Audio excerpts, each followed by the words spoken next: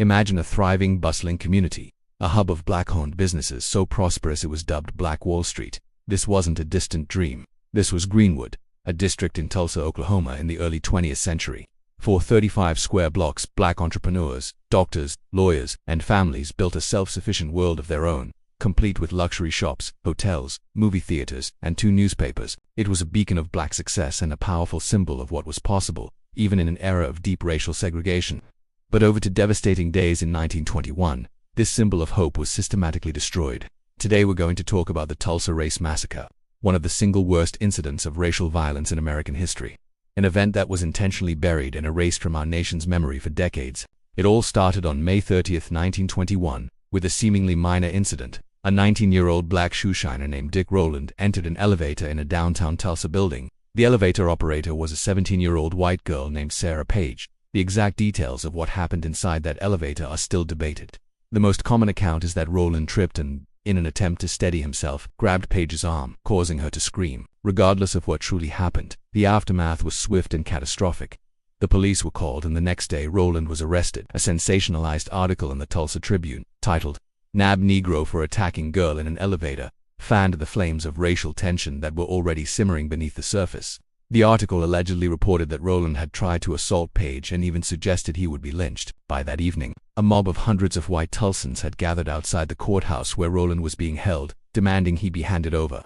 Fearful of a lynching, a brutal and common form of racial terror at the time, a group of about 75 armed black men, many of them World War I veterans, went to the courthouse to offer their help in protecting Rowland. The sheriff assured them that the situation was under control and sent them away. But as they were leaving, a white man tried to disarm one of the black veterans. A shot was fired, and in that moment all hell broke loose. What followed was not a riot in the sense of chaotic, directionless violence. It was a coordinated, methodical assault on the entire Greenwood district.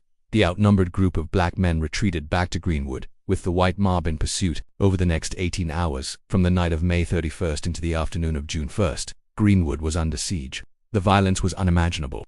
The white mob, which grew to thousands, was deputized and armed by city officials. They went from house to house, from business to business, looting and burning everything in their path. Eyewitness accounts describe men being shot in the street, families being dragged from their homes, and unspeakable acts of brutality. It wasn't just a ground assault.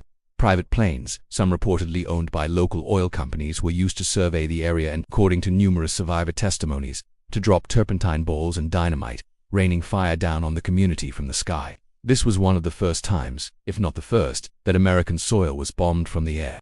By midday on June 1st, Greenwood was gone. The 35 blocks of Black Wall Street had been reduced to smoldering ruins. The once vibrant community looked like a war zone. Thousands of black residents were rounded up at gunpoint and held in internment camps at the convention hall and the local fairgrounds for days. The official death toll at the time was reported as 36, but for decades, survivors and historians knew this number was a gross understatement. In 2001, a state commission report estimated that the number of deaths was likely between 100 and 300, though we may never know the true number. Hundreds more were injured. Over 800 people were treated for injuries, and more than 6,000 black residents were left homeless and destitute overnight. Their life's work, their generational wealth, their community, all of it was erased in less than a day. In the immediate aftermath, there was a concerted effort to cover up the truth. The Tulsa Tribune removed its inflammatory May 31st front page from its bound volumes. Police and state militia archives about the event went missing. For decades, it was the unspoken event in Tulsa. It wasn't taught in schools, not even in Oklahoma. It was a shared secret, a collective trauma that the city tried to bury, literally and figuratively. Survivors were afraid to speak of it, and their children and grandchildren often grew up unaware of the full scope of what their families had endured. The economic devastation was total. The estimated property damage at the time was over $1.5 million, which is equivalent to more than $30 million today. Insurance companies refused to pay out claims, citing riot clauses in their policies. No one was ever held accountable. No white person was ever convicted for the murders, the looting, or the arson. Dick Rowland, the young man at the center of the initial incident, was eventually exonerated. The case against him was dropped, with the district attorney concluding that he had most likely just stumbled. For almost a century, this history was lost to most of America. It wasn't until the late 1990s, when the Oklahoma State Legislature created the 1921 Tulsa Race Riot Commission, that a serious effort was made to uncover and document the truth.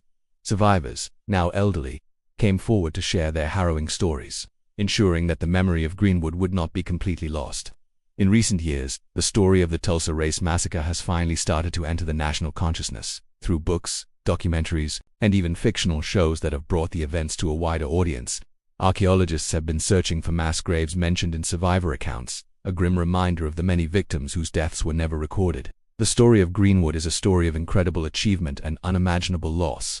It's a stark reminder of the fragility of progress and the horrific consequences of racial hatred when it goes unchecked. It's also a story of resilience. In the years that followed, some residents did return and tried to rebuild, though Greenwood never regained its former glory. Understanding the Tulsa Race Massacre is crucial to understanding American history. It's not just a local tragedy, it's a national one. It shows us the deep-seated roots of racial violence and the economic disparities that continue to affect communities today. It teaches us about the power of memory, the importance of telling our own stories, and the danger of silence. The people of Greenwood built a legacy that was stolen from them, and the least we can do now is to ensure that their story is never again forgotten. Thank you for watching. If you found this video informative, please give it a like and subscribe for more content that delves into the important stories that have shaped our world. See you next time.